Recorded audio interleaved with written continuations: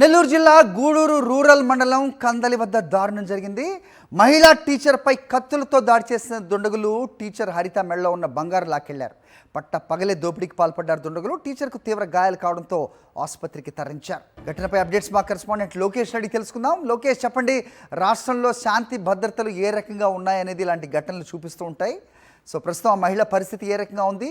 పట్ట పగలే దోపిడీలకు దిగుతున్న దుండగుల మీద చర్యలు ఏమైనా ఉన్నాయా? ఏంటి మీ దగ్గర ఇన్పుట్స్? మరి నెల్లూరు జిల్లాలో శాంతి భద్రతలు ఏమాత్రం కూడా అదుపులోకి రావడం లేదు అనడానికి అనేక సంఘటనలు జరుగుతూనే ఉన్నాయి. ఇవాళ ఉదయం కూడా పట్టపగలు ప్రభుత్వ మహిళా టీచరు తను స్కూల్ కి విధులు నిర్వహించడానికి వెళ్తున్నటువంటి దారిలోనే కూడా గూడూరు రూరల్ మండలమైనటువంటి కందలి వద్ద ఆమెను అడ్డగించి కత్తులతో దాడికి పాల్పడి ఆమె ఒంటిపైన ఉన్నటువంటి మొత్తం బంగారాన్ని కూడా లాక్కెళ్లడం జరిగింది.